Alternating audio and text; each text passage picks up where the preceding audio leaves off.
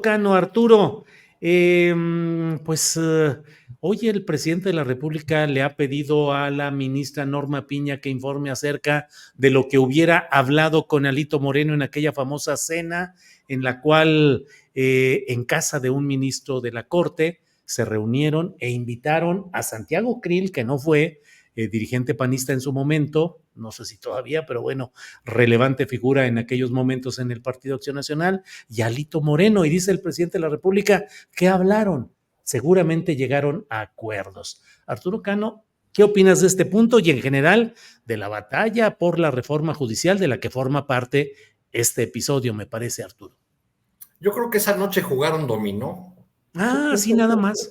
Sí, porque, digamos, si nos atenemos a la reciente carta que firmaron unas decenas de jueces y magistrados en la que le dicen con un cierto tono aséptico a la presidenta electa, Claudia Sheinbaum, no somos políticos, ¿no?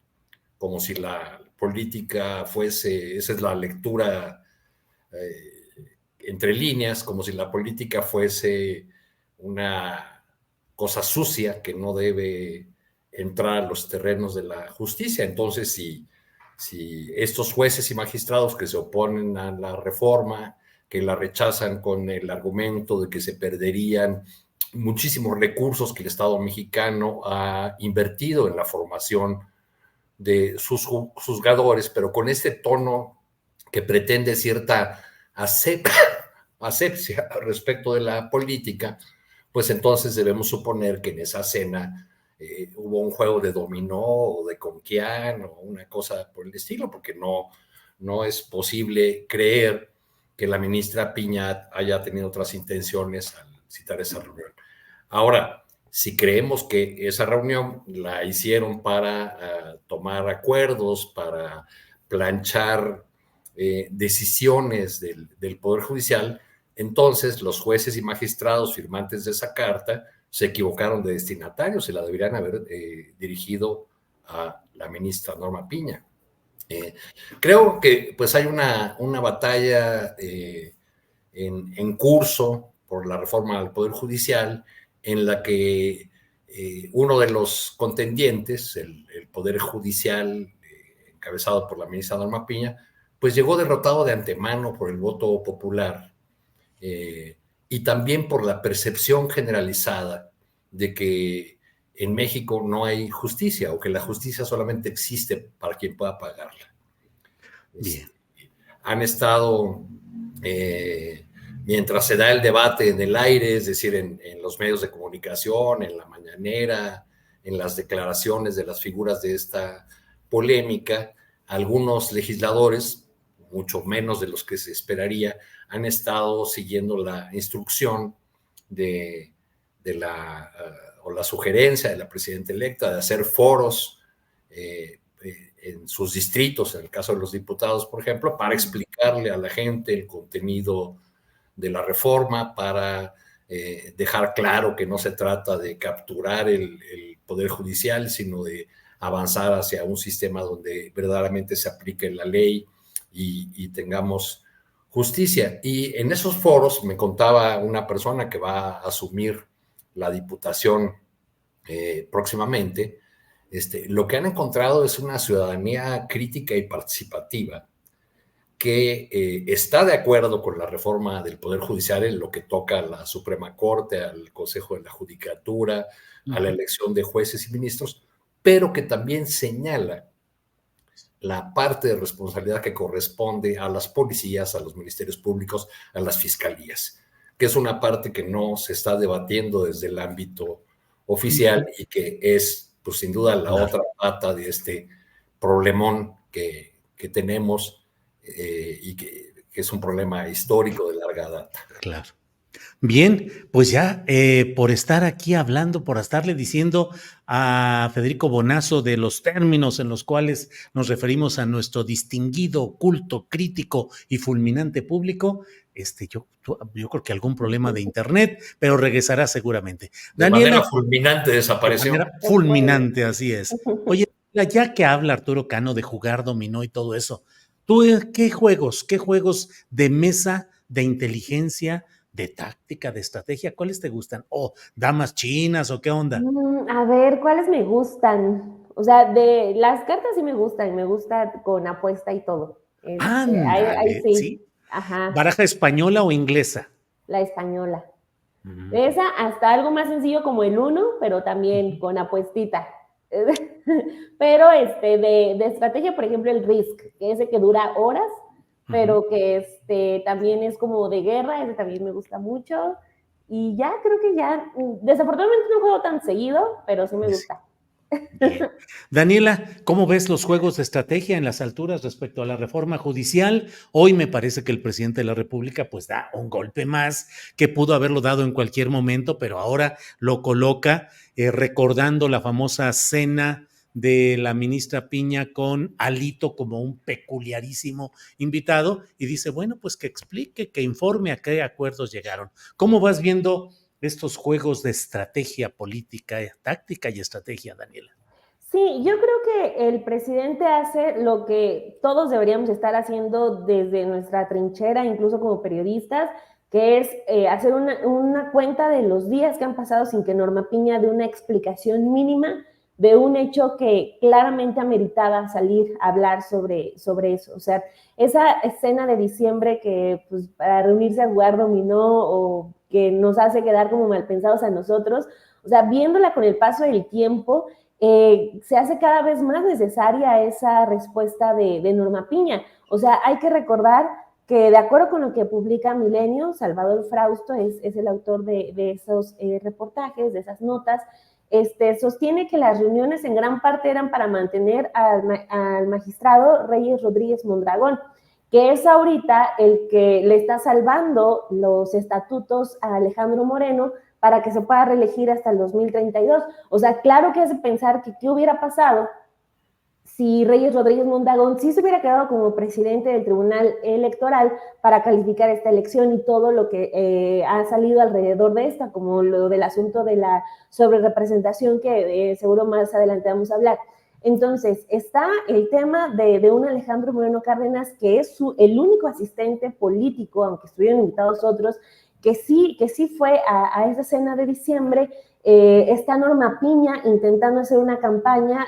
Hace unas semanas en un evento decía que el Poder Judicial ya se está acercando a las víctimas, un poquito tarde, pues, pero al menos según ella ya tienen esa disposición de escuchar a las víctimas, pero, o sea, todo lo que diga, o sea, creo que tenemos la responsabilidad de decir, falta una explicación, nos la debe. En cualquier país o en las democracias modernas, como les gusta decirle a los comunicadores tipo Atypical TV, en cualquier democracia, en otro lugar del mundo, una nota como esa hubiera obligado a cualquier funcionario, a cualquier ministro a salir a dar una explicación, sin que la gente se lo solicitara.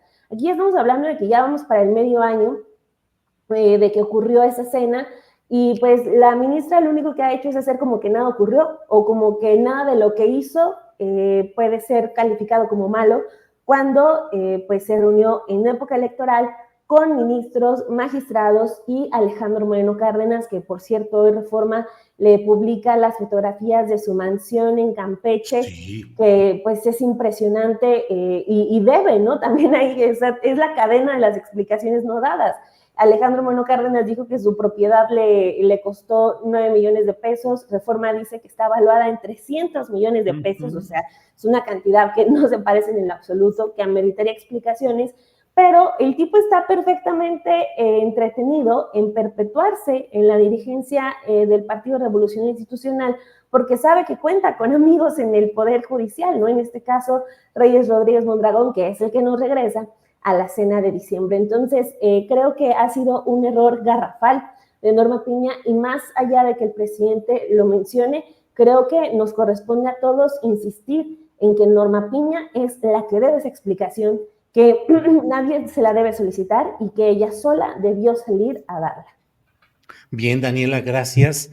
Federico Bonazo, luego de alguna interrupción de energía eléctrica por allá, ya estábamos aquí pensando que ya no querías estar con nosotros o alguna cosa. ¿Qué pasó, Federico? Es así una conspiración entre Alito, Bartlett y la ministra Piña.